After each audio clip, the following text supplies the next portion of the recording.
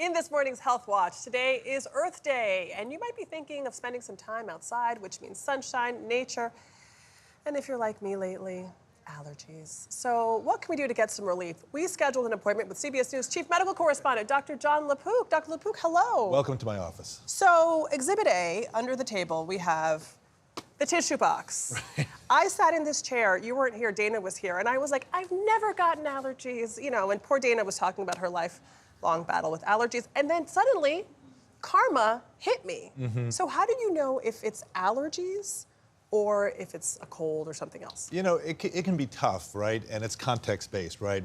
When it's this time of year and you've got the tree pollen, and next month it'll be the grass pollen, and the symptoms are prolonged, not like a cold where it's like 7 to 10 days usually. You had more itchy eyes, and maybe the mucus is clearer as opposed to with a cold, which is thicker, may have some color to it, and also with a cold you may have fever. But it can be tough. It can be tough to tell the difference. Remember during COVID, people said, oh, it's just allergies, and everybody still backed away from you when you were sneezing. Well, I mean, I guess it's a good problem to have, but when you go to the drugstore to buy something for your allergies, there are many options now. What do you recommend? I will tell you, first, I recommend that you think about mechanical things that you can do in your life. So I'll tell you some clinical pros. I just got off the phone with Dr. Roger Emmert, who is a great allergist, and here are some tips for you, some clinical pearls. First of all, when you come from the outside to the inside, your hair is full of pollen. So change your clothes, take a shower, because then when you're inside, the pollen's just, you know, as you walk around, it's coming down, it's going, you're still well, you know, you're pollinating yourself, okay?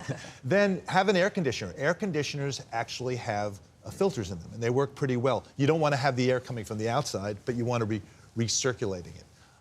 And then he said to me something that I hadn't even thought of. He said that during the pandemic, when people were wearing masks, he was seeing a lot fewer allergy symptoms in people. Right. Because, you know, you're protecting that. So you can go online and look at the pollen levels, and if it's sky high, as it was yesterday, my wife, Kate, is starting to have, you know, this is the season for her, so we're looking at that. You can, especially if you have some event and you don't really want to be, you know, eyes red and all that, you can wear a mask and that'll protect you temporarily. I mean, you don't have to walk around all the time with it. In terms of going to the store, there are lots of ways to go. There's the steroid nasal sprays. I like actually just the saline sprays, just to mechanically, again, get the pollen out, you know, from your eyes, from your nose.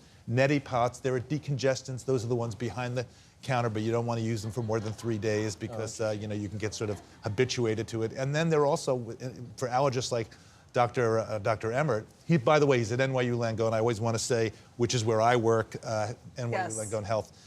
You can actually get allergy shots, but you got to start those months beforehand. So the saline spray, which I do use, there's no risk in overusing that, or you know, you can overuse anything, Tony, but you just sort of spray it in there, try to get again. I know you want like mechanically. What are you talking about? I'm talking about like there's pollen on your body, and you want to get it off of your body or out of your nose or out of your eyes before you start medicating. Before you start medicating, and then there are other medicines that you can use. There are the antihistamines, because it's about histamine release, right? And the antihistamine, the famous one is Benadryl, but it tends to make you sleepy. Right. There are ones that don't make you sleepy. You can talk to your healthcare provider about that. You like the nasal spray? I do like it, yeah. It feels Heavy good. user? Yeah. I mean, if, you know, someone opens the door after you do it, you just have two, like, lines of wetness. It's not handsome. Yeah. Time is on your side. This too shall pass. I love that. Thank you so much, Dr. LaPook.